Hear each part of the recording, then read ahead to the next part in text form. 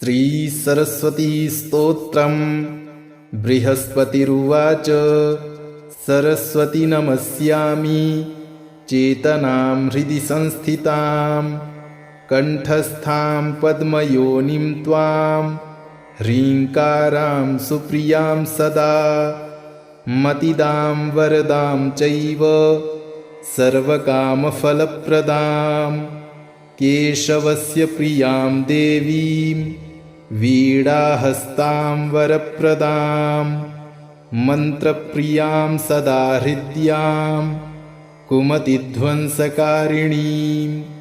स्वप्रकाशां निरालम्बामज्ञानतिमिरापहां मोक्षप्रियां शुभां नित्यां सुभगां शोभनप्रियां पद्मोपविष्टां कुण्डलिनीं शुक्लवस्त्रां मनोहराम् आदित्यमण्डले लीनां प्रणमामि जनप्रियां ज्ञानाकारां जगद्वीपां भक्तविघ्नविनाशिनीम् इति सत्यं स्तुता देवी वागीशेन महात्मना आत्मानं दर्शयामास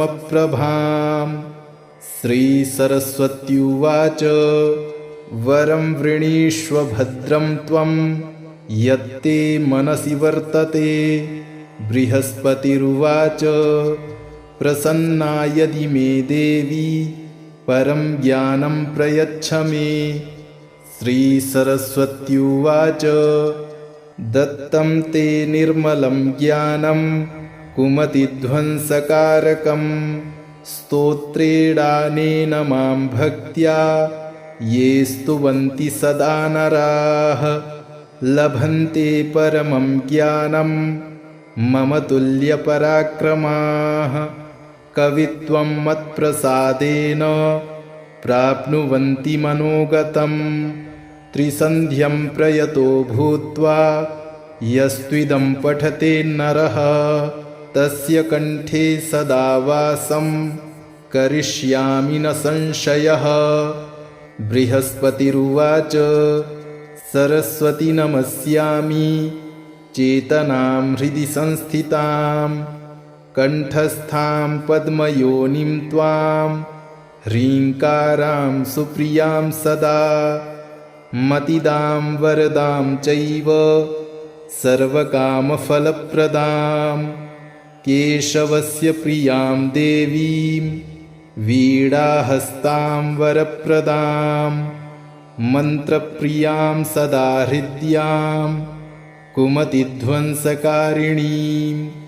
स्वप्रकाशां निरालम्बामज्ञानतिमिरापहां मोक्षप्रियां शुभां नित्यां सुभगां शोभनप्रियां पद्मोपविष्टां कुण्डलिनीं शुक्लवस्त्रां मनोहराम् आदित्यमण्डले लीनां प्रणमामि जनप्रियां ज्ञानाकारां जगद्वीपां भक्तविघ्नविनाशिनीम् इति सत्यं स्तुता देवी वागीशेन महात्मना आत्मानं दर्शयामास शरदिन्दुसमप्रभाम्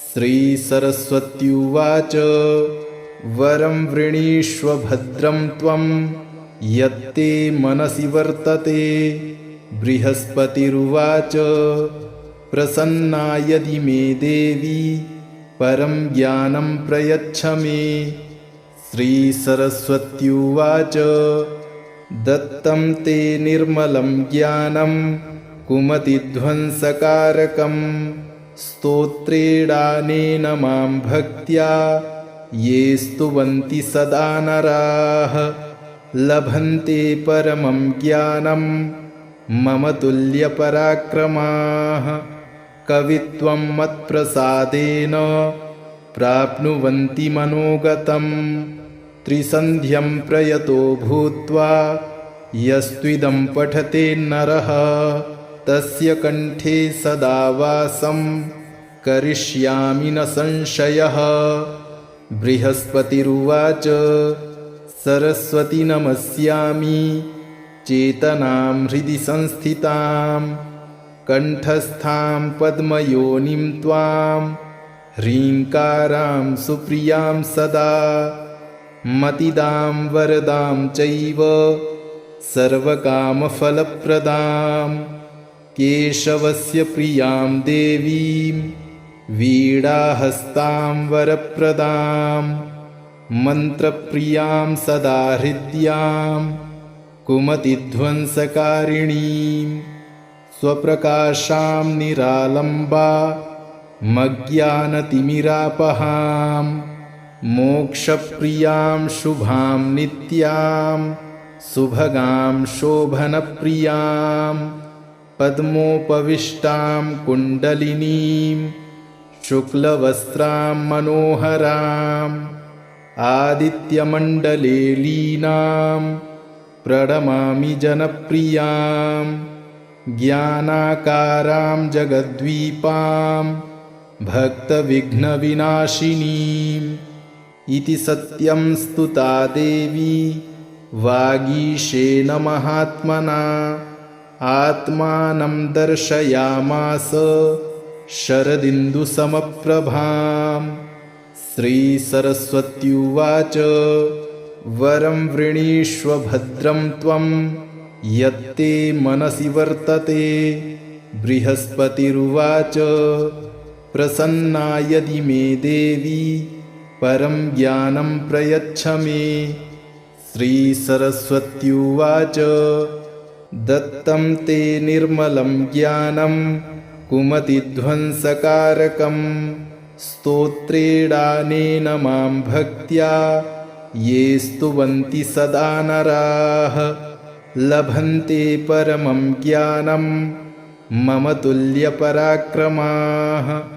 कवित्वं मत्प्रसादेन प्राप्नुवन्ति मनोगतं त्रिसन्ध्यं प्रयतो भूत्वा यस्त्विदं पठते नरः तस्य कण्ठे सदा वासं करिष्यामि न संशयः। बृहस्पतिरुवाच सरस्वती नमस्यामि चेतनां हृदि संस्थितां कण्ठस्थां पद्मयोनिं त्वां ह्रीङ्कारां सुप्रियां सदा मतिदां वरदां चैव सर्वकामफलप्रदां केशवस्य प्रियां देवीं वीणाहस्तां वरप्रदां मन्त्रप्रियां सदा हृद्यां कुमतिध्वंसकारिणीं स्वप्रकाशां निरालम्बामज्ञानतिमिरापहां मोक्षप्रियां शुभां नित्यां सुभगां शोभनप्रियां पद्मोपविष्टां कुण्डलिनीं शुक्लवस्त्रां मनोहराम् आदित्यमण्डले लीनां प्रणमामि जनप्रियां ज्ञानाकारां जगद्वीपां भक्तविघ्नविनाशिनीम् इति सत्यं स्तुता देवी वागीशेन महात्मना आत्मानं दर्शयामास शरदिन्दुसमप्रभां। श्रीसरस्वत्युवाच वरं वृणीष्व भद्रं त्वं यत्ते मनसि वर्तते। बृहस्पतिरुवाच प्रसन्ना यदि मे देवी परं ज्ञानं प्रयच्छ मे। श्रीसरस्वत्युवाच दत्तं ते निर्मलं ज्ञानं कुमतिध्वंसकारकं स्तोत्रेणानेन मां भक्त्या ये स्तुवन्ति सदा नराः लभन्ते परमं ज्ञानं मम तुल्यपराक्रमाः। कवित्वं मत्प्रसादेन प्राप्नुवन्ति मनोगतं त्रिसन्ध्यं प्रयतो भूत्वा यस्त्विदं पठते नरः तस्य कंठे सदा वासं करिष्यामि न संशयः। बृहस्पतिरुवाच सरस्वती नमस्यामि चेतनां हृदि संस्थितां कंठस्थां पद्मयोनिं त्वां ह्रीङ्कारां सुप्रियां सदा मतिदां वरदां चैव सर्वकामफलप्रदां केशवस्य प्रियां देवीं वीणाहस्तां वरप्रदां मन्त्रप्रियां सदा हृद्यां कुमतिध्वंसकारिणीं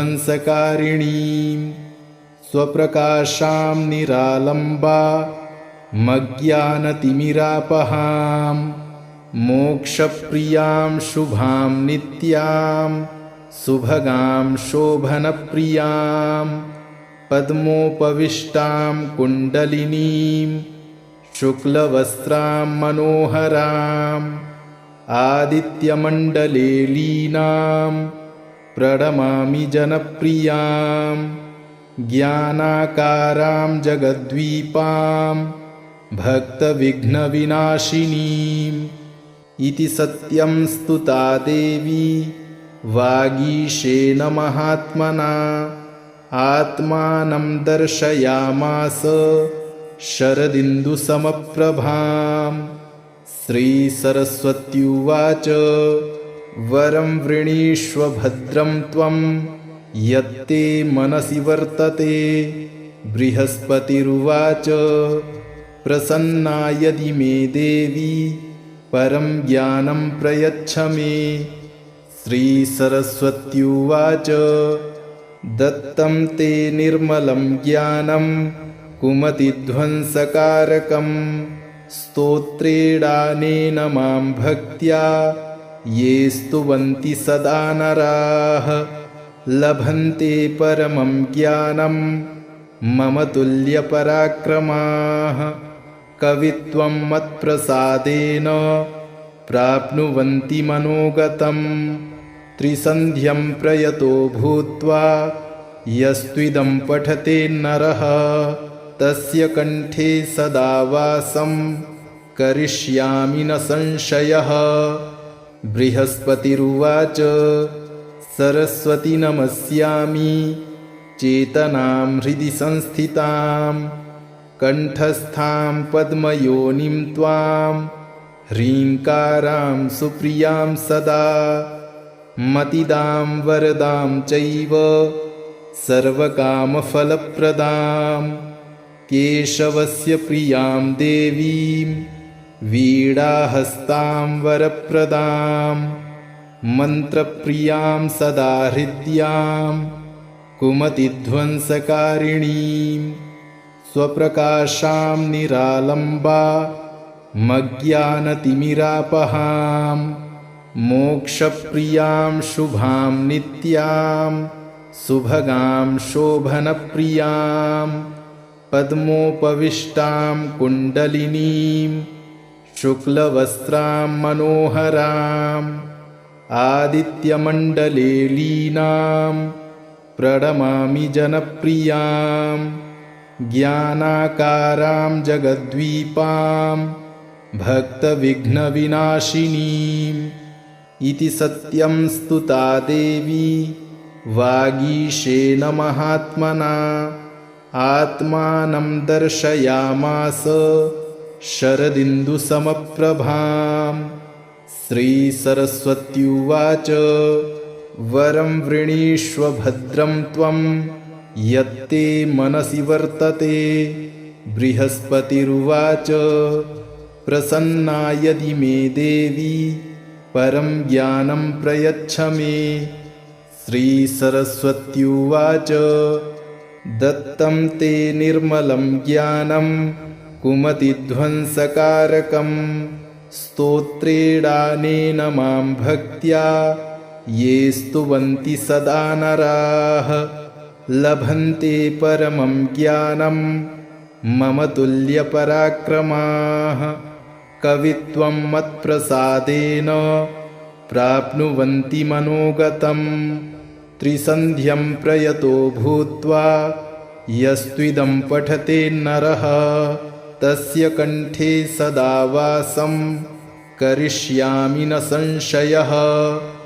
बृहस्पतिरुवाच सरस्वती नमस्यामि चेतनां हृदि संस्थितां कंठस्थां पद्मयोनिं त्वां ह्रीङ्कारां सुप्रियां सदा मतिदां वरदां चैव सर्वकामफलप्रदां केशवस्य प्रियां देवीं वीणाहस्तां वरप्रदां मन्त्रप्रियां सदा हृद्यां कुमतिध्वंसकारिणीं स्वप्रकाशां निरालम्बा मज्ञानतिमिरापहां मोक्षप्रियां शुभां नित्यां सुभगां शोभनप्रियां पद्मोपविष्टां कुण्डलिनीं शुक्लवस्त्रां मनोहराम् आदित्यमण्डले लीनां प्रणमामि जनप्रियां ज्ञानाकारां जगद्वीपां भक्तविघ्नविनाशिनीम् इति सत्यं स्तुता देवी वागीशेन महात्मना आत्मानं दर्शयामास शरदिन्दुसमप्रभाम्। श्रीसरस्वत्युवाच वरं वृणीष्व भद्रं त्वं यत्ते मनसि वर्तते। बृहस्पतिरुवाच प्रसन्ना यदि मे देवी परं ज्ञानं प्रयच्छ मे। श्रीसरस्वत्युवाच दत्तं ते निर्मलं ज्ञानं कुमतिध्वंसकारकं स्तोत्रेणानेन मां भक्त्या ये स्तुवन्ति सदा नराः लभन्ते परमं ज्ञानं मम तुल्यपराक्रमाः। कवित्वं मत्प्रसादेन प्राप्नुवन्ति मनोगतं त्रिसन्ध्यं प्रयतो भूत्वा यस्त्विदं पठते नरः तस्य कंठे सदा वासं करिष्यामि न संशयः। बृहस्पतिरुवाच सरस्वती नमस्यामि चेतनां हृदि संस्थितां कंठस्थां पद्मयोनिं त्वां ह्रीङ्कारां सुप्रियां सदा मतिदां वरदां चैव सर्वकामफलप्रदां केशवस्य प्रियां देवीं वीणाहस्तां वरप्रदां मन्त्रप्रियां सदा हृद्यां कुमतिध्वंसकारिणीं स्वप्रकाशां निरालम्बा मज्ञानतिमिरापहां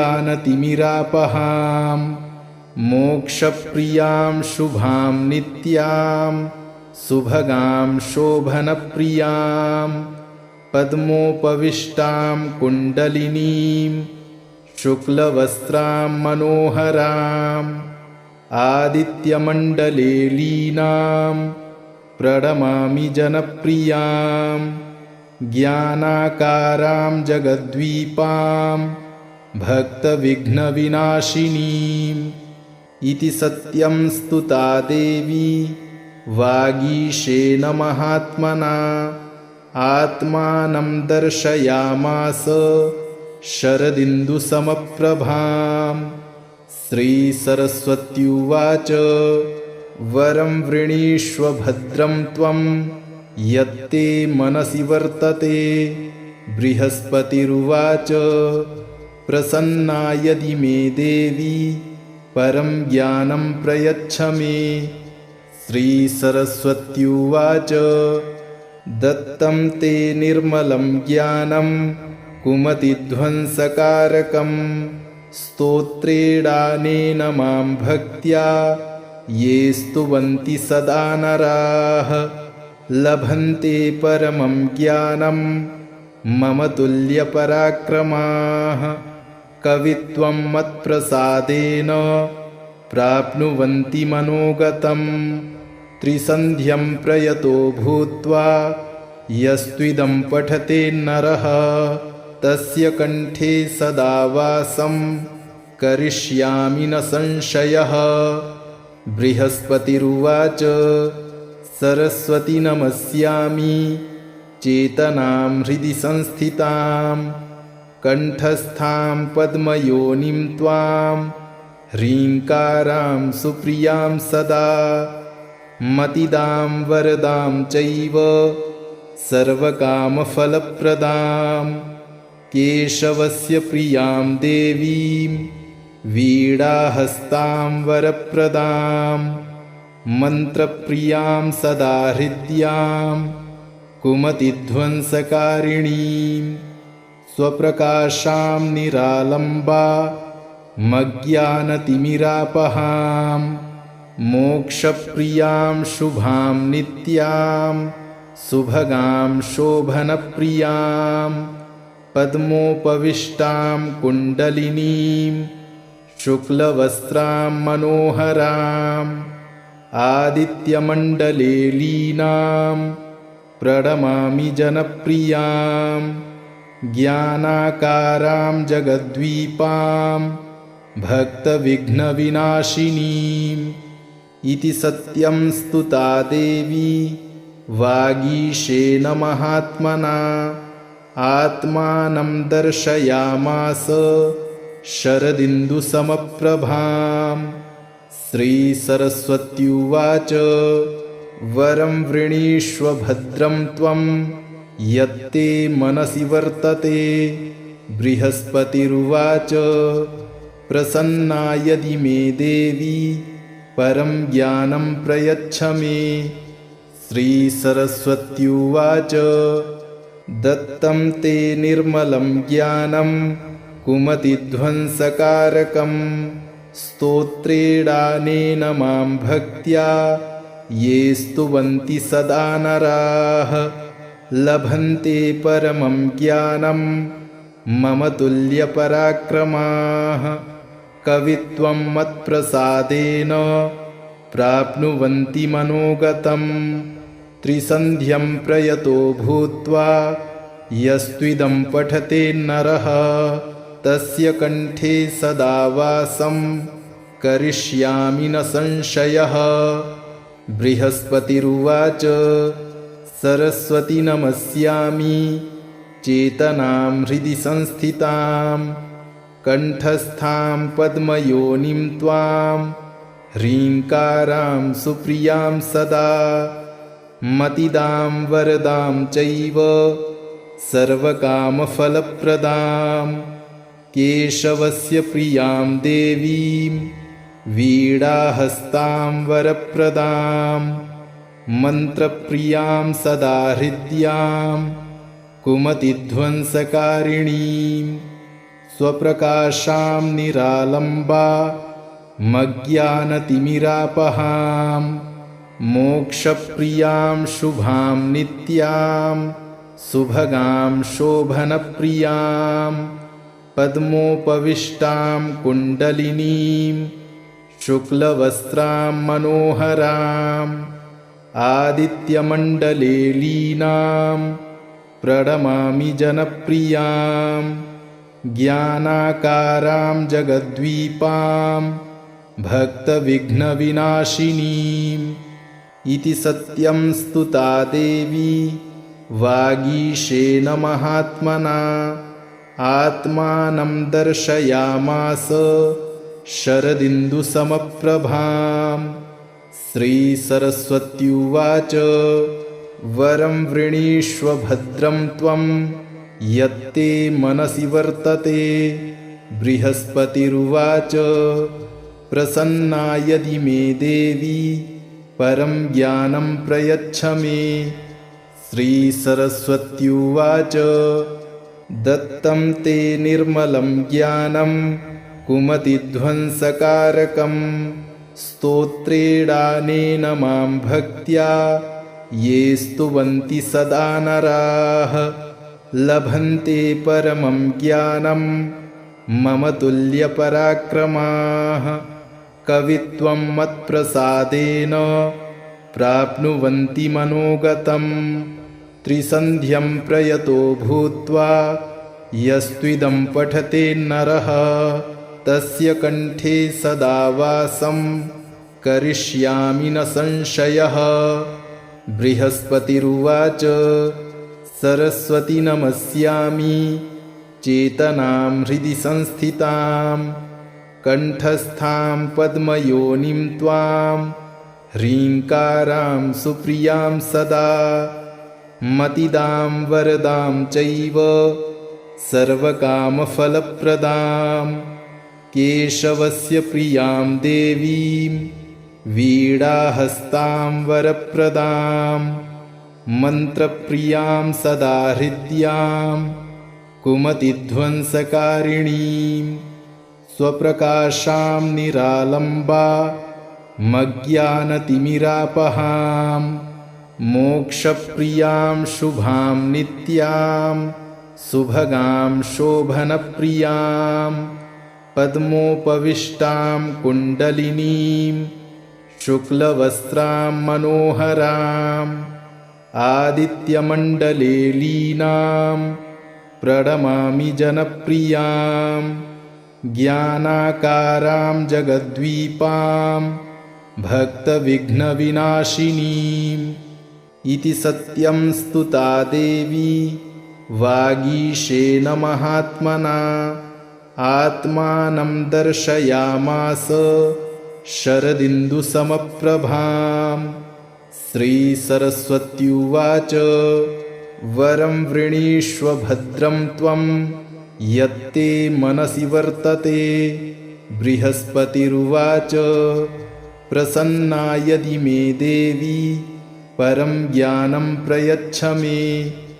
श्रीसरस्वत्युवाच दत्तं ते निर्मलं ज्ञानं कुमतिध्वंसकारकं स्तोत्रेणानेन मां भक्त्या ये स्तुवन्ति सदा नराः लभन्ते परमं ज्ञानं मम तुल्यपराक्रमाः।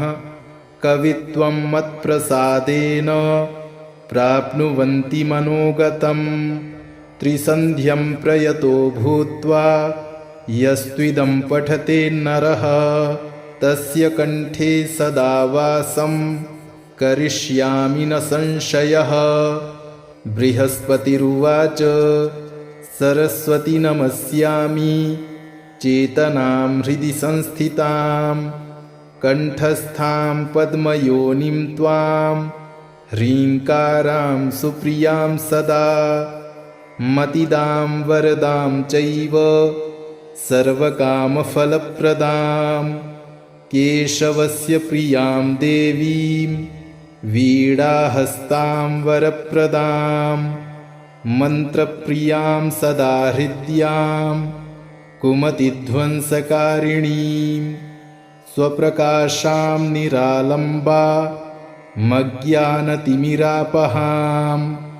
मोक्षप्रियां शुभां नित्यां सुभगां शोभनप्रियां पद्मोपविष्टां कुण्डलिनीं शुक्लवस्त्रां मनोहराम् आदित्यमण्डले लीनां प्रणमामि जनप्रियां ज्ञानाकारां जगद्वीपां भक्तविघ्नविनाशिनीम् इति सत्यं स्तुता देवी वागीशेन महात्मना आत्मानं दर्शयामास शरदिन्दुसमप्रभाम्। श्रीसरस्वत्युवाच वरं वृणीष्व भद्रं त्वं यत्ते मनसि वर्तते। बृहस्पतिरुवाच प्रसन्ना यदि मे देवी परं ज्ञानं प्रयच्छ मे। श्रीसरस्वत्युवाच दत्तं ते निर्मलं ज्ञानं कुमतिध्वंसकारकं स्तोत्रेणानेन मां भक्त्या ये स्तुवन्ति सदा नराः लभन्ते परमं ज्ञानं मम तुल्यपराक्रमाः कवित्वं मत्प्रसादेन प्राप्नुवन्ति मनोगतम् त्रिसन्ध्यं प्रयतो भूत्वा यस्त्विदं पठते नरः तस्य कंठे सदा वासं करिष्यामि न संशयः। बृहस्पतिरुवाच सरस्वती नमस्यामि चेतनां हृदि संस्थितां कंठस्थां पद्मयोनिं त्वां ह्रीङ्कारां सुप्रियां सदा मतिदां वरदां चैव सर्वकामफलप्रदां केशवस्य प्रियां देवीं वीणाहस्तां वरप्रदां मन्त्रप्रियां सदा हृद्यां कुमतिध्वंसकारिणीं स्वप्रकाशां निरालम्बा मज्ञानतिमिरापहां मोक्षप्रियां शुभां नित्यां सुभगां शोभनप्रियां पद्मोपविष्टां कुण्डलिनीं शुक्लवस्त्रां मनोहराम् आदित्यमण्डले लीनां प्रणमामि जनप्रियां ज्ञानाकारां जगद्वीपां भक्तविघ्नविनाशिनीम् इति सत्यं स्तुता देवी वागीशेन महात्मना आत्मानं दर्शयामास शरदिन्दुसमप्रभां। श्रीसरस्वत्युवाच वरं वृणीष्व भद्रं त्वं यत्ते मनसि वर्तते। बृहस्पतिरुवाच प्रसन्ना यदि मे देवी परं ज्ञानं प्रयच्छ मे। श्रीसरस्वत्युवाच दत्तं ते निर्मलं ज्ञानं कुमतिध्वंसकारकं स्तोत्रेणानेन मां भक्त्या ये स्तुवन्ति सदा नराः लभन्ते परमं ज्ञानं मम तुल्यपराक्रमाः कवित्वं मत्प्रसादेन प्राप्नुवन्ति मनोगतम् त्रिसन्ध्यं प्रयतो भूत्वा यस्त्विदं पठते नरः तस्य कंठे सदा वासं करिष्यामि न संशयः। बृहस्पतिरुवाच सरस्वती नमस्यामि चेतनां हृदि संस्थितां कंठस्थां पद्मयोनिं त्वां ह्रीङ्कारां सुप्रियां सदा मतिदां वरदां चैव सर्वकामफलप्रदां केशवस्य प्रियां देवीं वीणाहस्तां वरप्रदां मन्त्रप्रियां सदा हृद्यां कुमतिध्वंसकारिणीं स्वप्रकाशां निरालम्बा मज्ञानतिमिरापहां मोक्षप्रियां शुभां नित्यां सुभगां शोभनप्रियां पद्मोपविष्टां कुण्डलिनीं शुक्लवस्त्रां मनोहराम् आदित्यमण्डले लीनां प्रणमामि जनप्रियां ज्ञानाकारां जगद्वीपां भक्तविघ्नविनाशिनीम् इति सत्यं स्तुता देवी वागीशेन महात्मना आत्मानं दर्शयामास शरदिन्दुसमप्रभां। श्रीसरस्वत्युवाच वरं वृणीष्व भद्रं त्वं यत्ते मनसि वर्तते। बृहस्पतिरुवाच प्रसन्ना यदि मे देवी परं ज्ञानं प्रयच्छ मे। श्रीसरस्वत्युवाच दत्तं ते निर्मलं ज्ञानं कुमतिध्वंसकारकं स्तोत्रेणानेन मां भक्त्या ये स्तुवन्ति सदा नराः लभन्ते परमं ज्ञानं मम तुल्यपराक्रमाः कवित्वं मत्प्रसादेन प्राप्नुवन्ति मनोगतम् त्रिसन्ध्यं प्रयतो भूत्वा यस्त्विदं पठते नरः तस्य कंठे सदा वासं करिष्यामि न संशयः।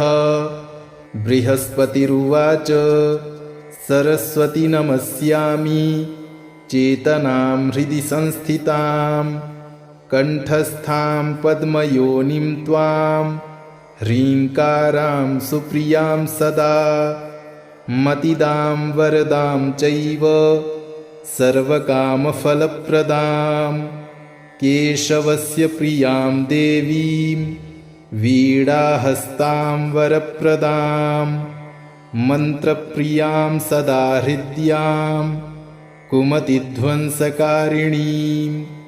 स्वप्रकाशां निरालम्बा मज्ञानतिमिरापहां मोक्षप्रियां शुभां नित्यां सुभगां शोभनप्रियां पद्मोपविष्टां कुण्डलिनीं शुक्लवस्त्रां मनोहराम् आदित्यमण्डले लीनां प्रणमामि जनप्रियां ज्ञानाकारां जगद्वीपां भक्तविघ्नविनाशिनीम् इति सत्यं स्तुता देवी वागीशेन महात्मना आत्मानं दर्शयामास शरदिन्दुसमप्रभां। श्रीसरस्वत्युवाच वरं वृणीष्व भद्रं त्वं यत्ते मनसि वर्तते। बृहस्पतिरुवाच प्रसन्ना यदि मे देवी परं ज्ञानं प्रयच्छ मे। श्रीसरस्वत्युवाच दत्तं ते निर्मलं ज्ञानं कुमतिध्वंसकारकं स्तोत्रेणानेन मां भक्त्या ये स्तुवन्ति सदा नराः लभन्ते परमं ज्ञानं मम तुल्यपराक्रमाः कवित्वं मत्प्रसादेन प्राप्नुवन्ति मनोगतम् त्रिसन्ध्यं प्रयतो भूत्वा यस्त्विदं पठते नरः तस्य कंठे सदा वासं करिष्यामि न संशयः। बृहस्पतिरुवाच सरस्वती नमस्यामि चेतनां हृदि संस्थितां कंठस्थां पद्मयोनिं त्वां ह्रीङ्कारां सुप्रियां सदा मतिदां वरदां चैव सर्वकामफलप्रदां केशवस्य प्रियां देवीं वीणाहस्तां वरप्रदां मन्त्रप्रियां सदा हृद्यां कुमतिध्वंसकारिणीं स्वप्रकाशां निरालम्बा मज्ञानतिमिरापहां मोक्षप्रियां शुभां नित्यां सुभगां शोभनप्रियां पद्मोपविष्टां कुण्डलिनीं शुक्लवस्त्रां मनोहराम् आदित्यमण्डले लीनां प्रणमामि जनप्रियां ज्ञानाकारां जगद्वीपां भक्तविघ्नविनाशिनीम् इति सत्यं स्तुता देवी वागीशेन महात्मना आत्मानं दर्शयामास शरदिन्दुसमप्रभां। श्रीसरस्वत्युवाच वरं वृणीष्व भद्रं त्वं यत्ते मनसि वर्तते। बृहस्पतिरुवाच प्रसन्ना यदि मे देवी परं ज्ञानं प्रयच्छ मे। श्रीसरस्वत्युवाच दत्तं ते निर्मलं ज्ञानं कुमतिध्वंसकारकं स्तोत्रेणानेन मां भक्त्या ये स्तुवन्ति सदा नराः लभन्ते परमं ज्ञानं मम तुल्यपराक्रमाः कवित्वं मत्प्रसादेन प्राप्नुवन्ति मनोगतम् त्रिसन्ध्यं प्रयतो भूत्वा यस्त्विदं पठते नरः तस्य कंठे सदा वासं करिष्यामि न संशयः। इति श्रीरुद्रयामले श्रीबृहस्पतिकृतं सरस्वतीस्तोत्रं सम्पूर्णम्।